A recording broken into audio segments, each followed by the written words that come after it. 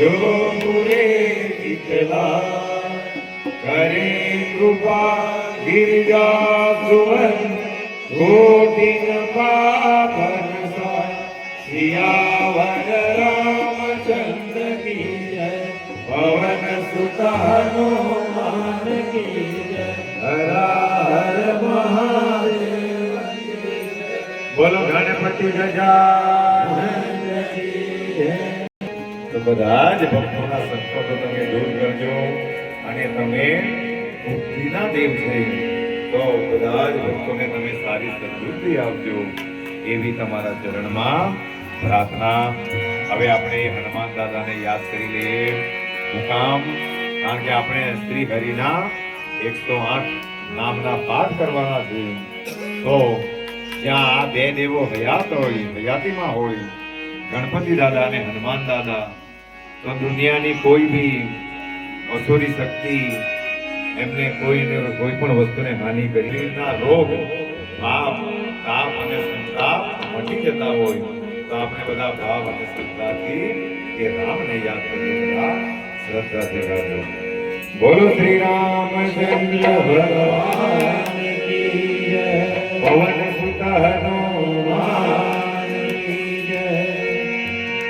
શ્રી રામ જય રામ જય જય રામ, બોલો શ્રી રામ જય રામ જય જય રામ, શ્રી રામ જય રામ જય જય રામ, બોલો શ્રી રામ જય રામ જય જય રામ,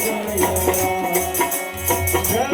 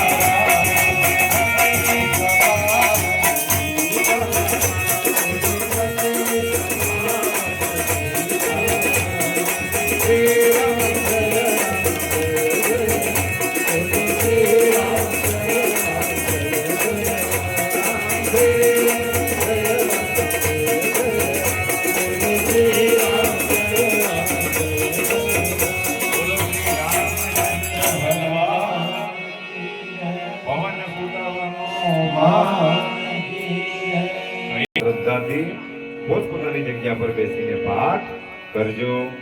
તો બોલો ગણપતિ ગજાનંદ કી જય, બોલો લક્ષ્મી નારાયણ ભગવાન કી જય, બોલો વિષ્ણુ નારાયણ ભગવાન કી જય. શાંતકારમ ભુજગશયનમ આત્મનાભમ સુરેશમ વિશ્વધારમ ગગન સદસમ મેઘવર્ણમ સુહાગમ લક્ષ્મીકાંતમ કમલનયનમ યોગવીર્યનગમ્યમ વંદે વિષ્ણુ ભવભયહરમ સર્વલોકેશનાથમ સર્વલોકેશનાથમ. શ્રી વિષ્ણવે નમઃ ઇતિ ધ્યાનમ શ્રી વિષ્ણુ સહસ્રનામાનિ. ઓમ વિશ્વસ્મે નમઃ, ઓમ વિષ્ણવે નમઃ, ઓમ વસંતકાલાય નમઃ, ઓમ ભૂતભવ્ય ભવપ્રભવે નમઃ, ઓમ ભૂતભૂતે નમઃ, ઓમ ભૂતભૂતે નમઃ, ઓમ ભવાય નમઃ, ઓમ ભૂતાત્મને નમઃ, ઓમ ભૂતભાવનાય मुक्तात्मने नमः। ॐ परमात्मने नमः। ॐ मुक्तानां कर्मयोगिने नमः। ॐ अव्ययाय नमः। ॐ पुरुषाय नमः। ॐ साक्षिणे नमः। ॐ क्षेत्रज्ञाय नमः। ॐ अक्षराय नमः। ॐ योगाय नमः। ॐ योगविदानेत्रे नमः। ॐ प्रधानपुरुषेश्वराय नमः। ॐ नासिकाभूषे नमः। ॐ श्रीमते नमः। ॐ विश्वाय नमः। ॐ पुरुषोत्तमाय नमः। ॐ सर्वाय नमः। ॐ सर्वाय नमः। ॐ शिवाय नमः। ॐ सानवे नमः। ॐ भूतारये नमः। ॐ निधिरजयाय नमः। ॐ संभवाय नमः। ॐ भावनाय नमः। ॐ भद्रे नमः। ॐ प्रभवाय नमः। ॐ प्रभवे नमः। ॐ ईश्वराय नमः। ॐ स्वयंभुवे नमः। ॐ संभवे नमः। ॐ आदित्याय नमः। ॐ पुष्कराक्षाय नमः। ॐ महास्वनाय नमः। ॐ अनादिनिधनाय नमः। ॐ धात्रे नमः। ॐ विधात्रे नमः। ॐ धातुरुत्तमाय नमः। ॐ अप्रमेयाय नमः। ॐ ऋषिकेशाय नमः। ॐ पद्मनाभाय नमः। ॐ अमरप्रभवे नमः। ॐ मण्डवे नमः। ॐ काष्ठे नमः। ॐ स्थविष्ठाय नमः। ॐ स्थविरध्रुवाय नमः। ॐ अग्रह्याय नमः। ॐ शाश्वताय नमः। ॐ कृष्णाय नमः। ॐ त्रिपुराणे नमः। ॐ पवित्राय नमः। ॐ मंगलाय परस्मै नमः। ॐ ईशानाय नमः। ॐ प्राणाय नमः। ॐ प्राणाय नमः। ॐ ज्येष्ठाय नमः। ॐ श्रेष्ठाय नमः।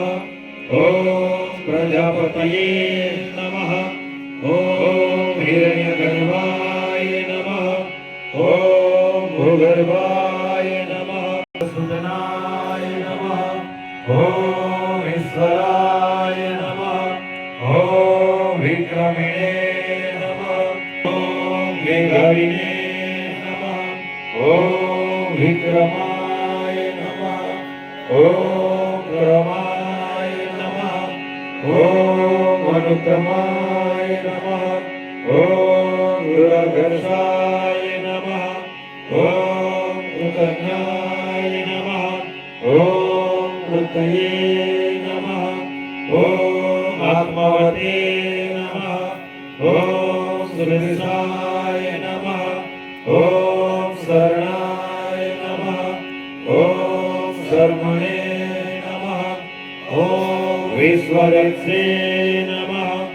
ॐ प्रजभवाय नमः। ॐ अहणे नमः। ॐ संवत्सराय नमः। ॐ व्यालाय नमः। ॐ प्रत्ययाय नमः। ॐ सर्वदर्शनाय नमः। ॐ अजाय नमः। ॐ सर्वेश्वराय नमः। ॐ सिद्धाय नमः। ॐ સિદ્ધયે નમઃ. ઓમ સર્વદયે નમઃ. ઓમ અચ્યુતાય નમઃ. ઓમ વૃષાકપયે નમઃ. ઓમ અભયાત્મને નમઃ. ઓમ સર્વયોગિનીસુતાય નમઃ. ઓમ વસુએ નમઃ. ઓમ વસુમનસે નમઃ. ઓમ સત્યાય નમઃ. ઓમ સમાત્મને નમઃ.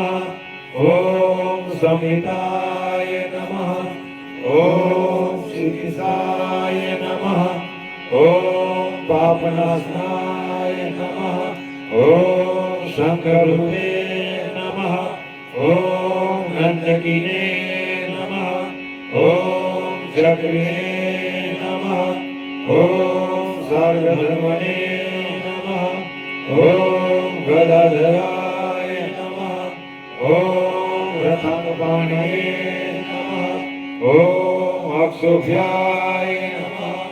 ઓમ સર્વપ્રાણયુધાય નમઃ. ઓમ નમો ભગવતે વાસુદેવાય.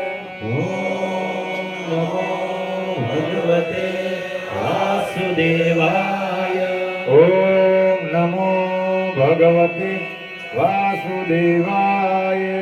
ઓમ નમો ભગવતે વાસુદેવાય. ઓમ નમો ભગવતે વાસુદેવાય. ઓમ નમો ભગવતે વાસુદેવાય. ઓમ નમો ભગવતે વાસુદેવાય. ઓમ નમો ભગવતે વાસુદેવાય. ઓમ નમો ભગવતે વાસુદેવાય. ઓમ નમો ભગવતે વાસુદેવાય. ઓમ નમઃ શિવાય. ઓમ નમઃ શિવાય. ઓમ નમઃ શિવાય. ઓમ નમઃ શિવાય. ઓમ નમઃ શિવાય. ઓમ નમઃ શિવાય. ઓમ નમઃ શિવાય. ઓમ નમઃ શિવાય. ઓમ નમઃ શિવાય. ઓમ નમઃ શિવાય. બોલો હરિ હર ભગવાન કી જય. બોલો લક્ષ્મી નારાયણ ભગવાન કી જય. બોલો કૃષ્ણ કનૈયા લાલ કી જય. શ્રી રામચંદ્ર ભગવાન કી જય. પવન સુત હનુમાન કી જય. સદગુરુ સાઈનાથ મહારાજ કી જય. બોલો ગજાનન મહારાજ કી જય. બોલો જલારામ બાપાની જય. બોલો બજરંગદાસ બાપાની જય. બોલો શ્રી આદ્ય શક્તિ અંબે અંબે માત કી જય. બોલો પાર્વતી પતે હર હર મહાદેવ.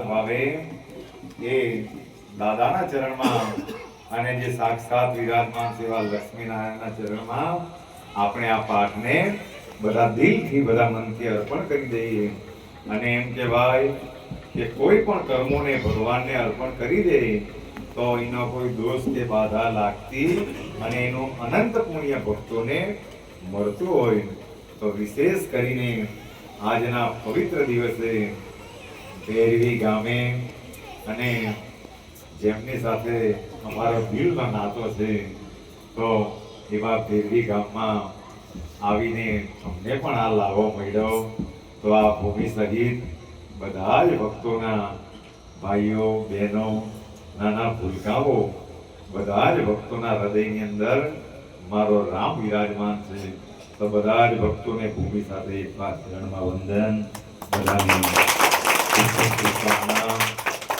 વિશેષ કરીને ભગવાનનું નામ જીવોને તારનારું છે.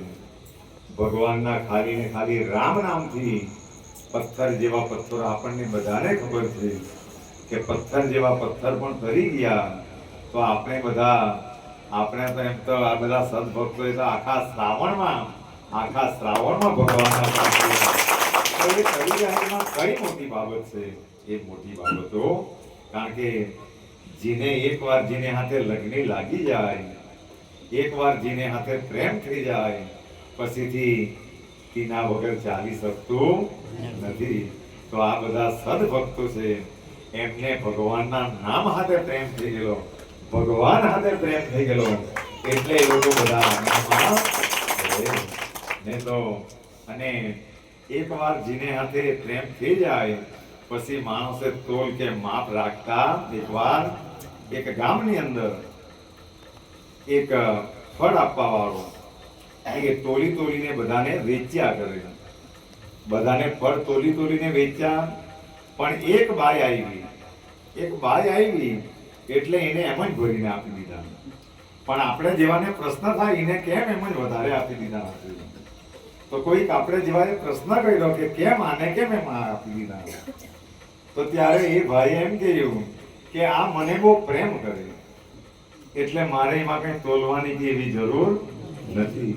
તો આના પરથી ખાલી વિચાર કરવાનો કે એક બે હાથવાળાને જે પ્રેમ કરે તેને જો તે તોલવા વગર આપી દેતો હોય, તો જે 1000 હાથવાળાને પ્રેમ કરે એમને એમ કઈ નથી.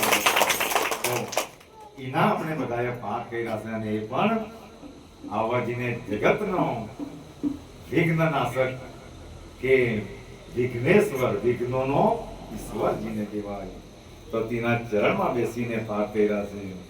પણ આના પરથી તો આપણે તો બહુ બોધ લેવાના. આપણે તો બધા જો ભક્તિમાં કંઈ પણ નથી, અબુધ બાળકો છે. પણ આખા બ્રહ્માંડનો અધિપતિ, સેનાપતિ, અને એમની મુદ્રા જેવો કેટલા શાંતિથી બેસેલા છે. એની મુદ્રા જેવો કેટલા શાંતિથી બેસેલા છે. સંકટ તો બધા જ જીવોનું તાળે, અને એના બદલામાં આપણે કમ્પેર કરો કે આપણે ખાલી આટલું કામ કરીએ તેમાં ખાલી ને ખાલી ઊંચા નીચા થઈ જઈએ. તો ગણપતિ દાદા એ જ સૂચવે કે આના પર ભરોસો રાખો, સારા કર્મો કરો.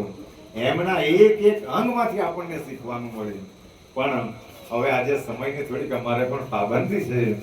જવા નીકળેલા વીરપુર, કારણ કે વીરપુરની અંદર નવેમ્બરમાં સાંઈ કથા છે જલા બાપાના ધામમાં. પણ અમે અમારી જાતને સદભાગી એટલા માટે માનીએ કે જવા પહેલા આટલું બધું પુણ્ય કરવાનું હોય, આ થઈ ગયું એટલે અમારી આ કથા તો અહીંથી જ સફળ થઈ ગઈ. તો એ ગણપતિ દાદાના એક એક અંગો પરથી આપણે બધા, અને હું મહત્વ છે આપણને બધાને ખબર જ છે, એટલે એમાં વિશેષ ચર્ચા કરવા જેવી નથી. પણ એ શાંત મુદ્રામાં બેઠેલા, તો એ જ સૂચવે કે હંમેશા શાંતિ રાખો, ને તો આ સંસાર અશાંતિ ઊભી કરવા વાળો છે. પણ બળવાન એ જ છે કે દુનિયા ગમે એવી કર્યા કરતી હોય, પણ પોતે શાંતિ રાખે. શાંતિનો ખજાનો જે હોય, કોઈ ગમે તે કહે તો પણ તેને સામે કડવો ઉત્તર નહીં આપે. તો ખરેખરો શક્તિશાળી, તો જો ખરેખરો શક્તિશાળી એ નહીં મળે કે કોઈએ કંઈ કહ્યું એટલે તેને મારકૂટ કરીને એ પ્રકરણને પતાવી નાખે. ખરેખરો શક્તિશાળી એ કહેવાય કે દુનિયા ખિલાફ થઈ જાય, દુનિયા ગમે તે ગાય, પણ તો પણ અવિચળ બનીને પોતાનું સ્થાન નહીં છોડે, પોતાના મનની પવિત્રતા નહીં છોડે, એને સાચો શક્તિશાળી ગણાવે. પણ આપણે બધા ગામની અંદર બુલેટ પર ફરે ને ગમે તેવી દારૂ પીને દાદાગીરી કરે તેને બળવાન માની, પણ એ બધા ડરપોક લોકો.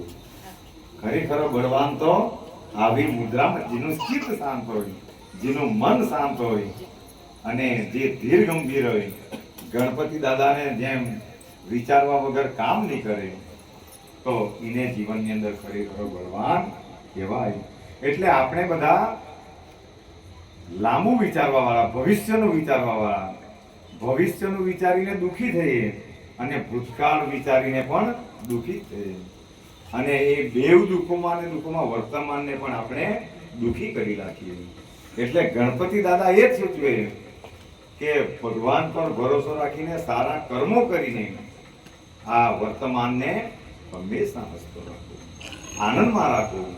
અને ગણપતિ વંદનામાં એ લખાઈ ગયું કે સંકટો વિઘ્નો કોના શાંત થઈ જાય, તો પ્રસન્ન વદનમ જાહેર સર્વે વિઘ્નો પ્રશાંત થઈ. જેનું વદન ભક્તિથી પ્રસન્ન હોય તો વિઘ્નો તો એનાથી જોઈને દૂર એ શાંત થઈ જાય, એના પર વિઘ્નો ત્રાટકી શકતા નથી. પણ આપણે બધા બેસીએ પણ તેવા જ, ચાલીએ પણ તેવા જ, અને વાતો પણ દરિદ્ર અવસ્થામાં કરીએ એટલે દરિદ્રતા આપણા પર આવી થાય. પણ માણસો ઘણીવાર પ્રવચનોમાં કહેવું પડે કે માણસો પાવરફુલ રહેવા જોઈએ, રમ્યા જેવા કરવા જોઈએ, અને કદાચ ઉંમરવાનું ગમે તે મુદ્રામાં બેસે તેનો વાંધો નહીં, પણ આ તો 15 હોલ ને 20 વર્ષના જો આમ કરીને બેસી જાય તો એ લોકો જીવન કઈ રીતે જીવી શકે? એટલા માટે પોતાનું વદન, પોતાની કરણીઓ હંમેશા જાગૃત એટલે જાગૃત. પણ આપણે બધા ટેન્શનવાદી, લાંબુ વિચારીને મારું ભવિષ્ય હું રહે, તો આ બધું વિચારીને માણસ દુઃખી થાય. અને જે માણસો ભગવાન પર ભરોસો રાખે, અમારા ગામમાં પરમ દિવસે જ સત્સંગ હતો, તેમાં મારે એ વાત કહેવા પડી કે વૃત્તિઓ ભગવાન પર આપી દેવાની અને એના પર ભરોસો એટલો રાખવાનો. તો બધા એક કથા ધ્યાન દઈને સાંભળજો. એક જાદુગર એ જાદુગર બધાને જાદુ બતાવીને પૈસા કમાય, પણ જાદુગરી સારી શીખી ગયેલો એટલે એક ને એક દિવસે એની વાત ઉડતી એ રાજા પાસે ગઈ, અને રાજાએ એમને પેલું મોકલાયું કે આવ મારા દરબારમાં અને જાદુ બતાવીને મોટું ઇનામ તને. એમ તો રાજા કોઈ દિવસે ઇનામ આપે નહીં, માણસને ભરોસો રહે કે રાજા અહીં જાય એટલે ઇનામ મળે. તો એ લોભને વશ થઈને એ જાદુગર એ રાજાના દરબારમાં ગયો, અને ત્યાં જઈને જાદુગર બતાવવાની તૈયારી કરી, પણ એમણે વિચાર્યું કે રાજાના દરબારમાં આવ્યો છે એટલે મારથી પ્રસન્ન થઈને એ કંઈક ને કંઈક તો મને ભેટ આપે. એટલે આજ સુધી બીજી બહુ બધી જાદુગરી કરી, પણ આજે કંઈ વિશેષ પ્રકારની જાદુગરી કરી. એટલે આમ દરબાર ભરાયેલો એટલે જાદુગર એને જાદુ એવો માર્યો કે રાજાના મુગટને ગાયબ કરી નાખ્યો. રાજાનો મુગટ જ ગાયબ કરી નાખ્યો. એટલે પબ્લિક હસી પડી. જેમ હમણાં તમે હૈસા તેમ રાજાનું, એટલે રાજાને ખરાબ લાગ્યું કે આને કઈ બીજું નહીં આવડ્યું, ઉધારતા આવડ્યું, મારો મુગટ જ ઉધારતા આવડ્યો. એટલે એનું એક અપમાન જેવું એમને લાગ્યું, અને એમણે સૈનિકોને આદેશ કર્યો કે એ સૈનિકો આને કાળી કોઠરીમાં બંધ કરી દેવું, અને 7મા દાડે એને ફાંસીએ લગાવી દેવું. એટલે આ ભાઈને એમ થયું કે આશા તો બહુ લઈને આવેલો કે રાજા કઈ ઇનામ આપે, કરવા ગયો સારું પણ થઈ ગયું નબળું. એટલે સૈનિકોએ આદેશ માનવો પડે એટલે રાજાને કાળી કોઠરીમાં પૂરી દીધો, જેલની અંદર પૂરી દીધો. અને એ એમની પત્ની જ્યારે મળવા ગઈ તો એમને અચરજ થયું કે પત્ની મળવા ગઈને એ આનંદમાં હતો. જે જાદુગર ખુશ થયા કરતો હતો, અને પત્નીએ પૂછ્યું કે 7મે દાડે તારું અસ્તિત્વ મટી જવાનું, અને આજે તો ખુશમાં. ત્યારે એ જાદુગરે એમ કહ્યું કે હજી તો 7 દાડા છે, ત્યાં સુધી તું આનંદ કર ને મેં બી અહીંયા આનંદ કર. આપણે જો જેલમાં હતા ને તો આપણી તો હું દશા હતી, અને ઘરવાળીની પણ હું દશા હતી, પણ આ જાદુગર આનંદમાં હતો. પોલીસ વાળા પણ વિચાર કરે. બીજા દિવસે પાછી મળવા ગઈ, અને પાછી કઈ ફરિયાદ કરી કે હવે 6 દાડા બાકી રહ્યા, તો પણ એ જાદુગર આનંદમાં હતો. અને પત્નીને એમ કહ્યું કે તું આનંદ કર અને મેં પણ અહીંયા.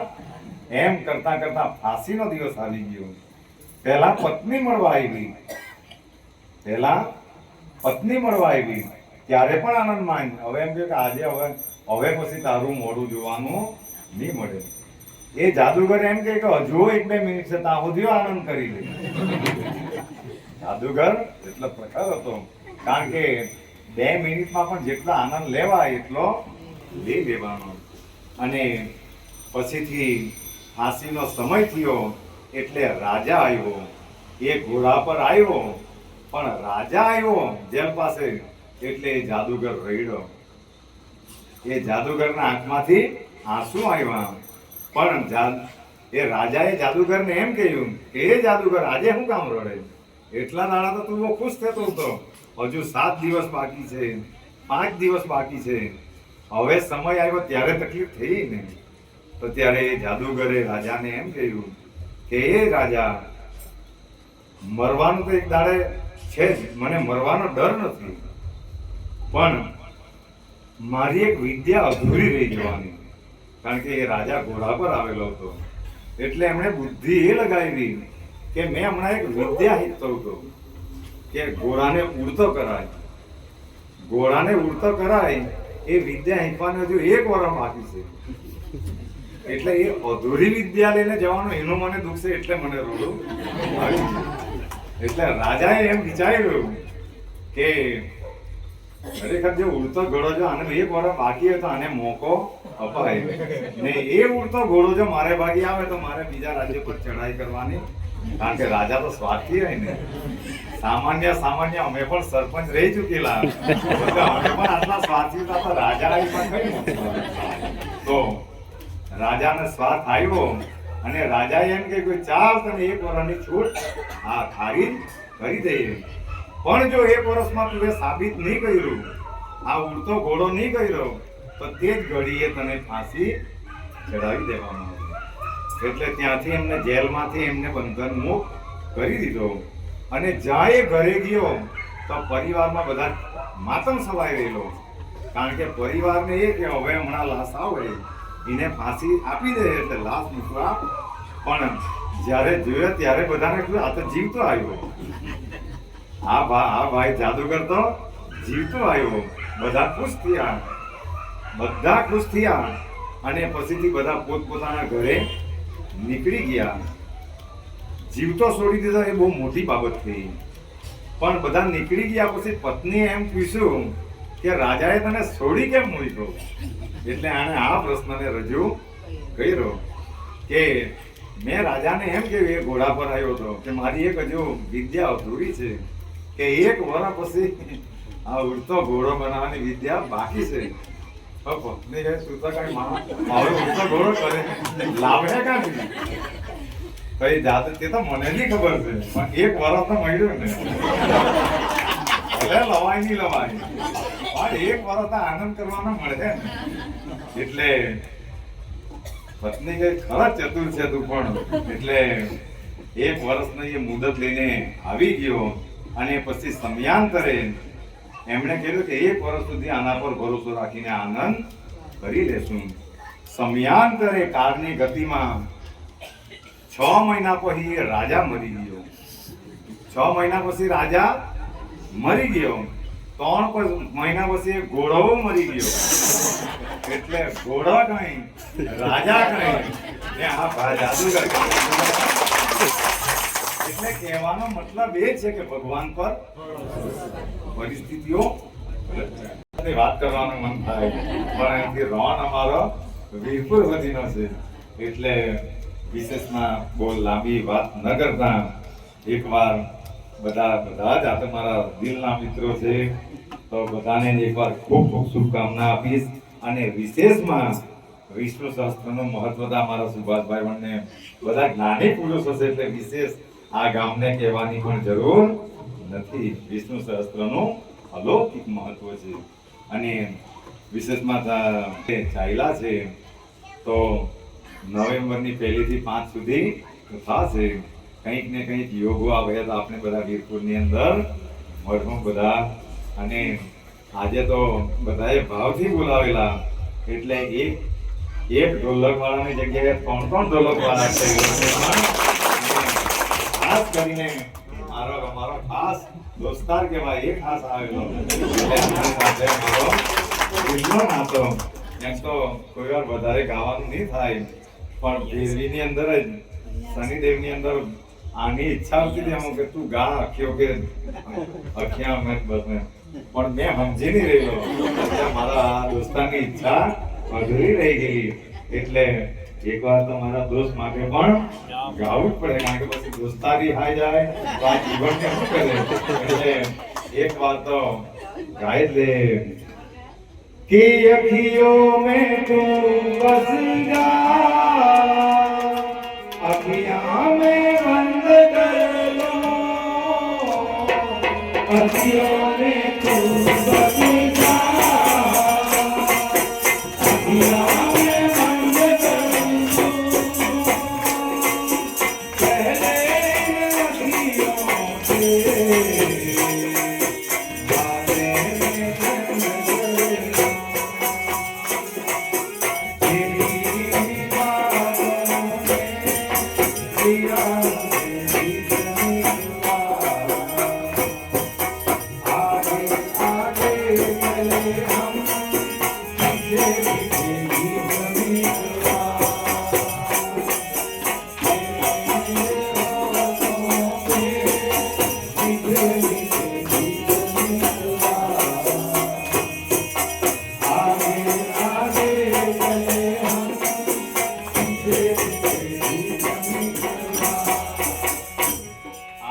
પ્રેમની પરિભાષા છે.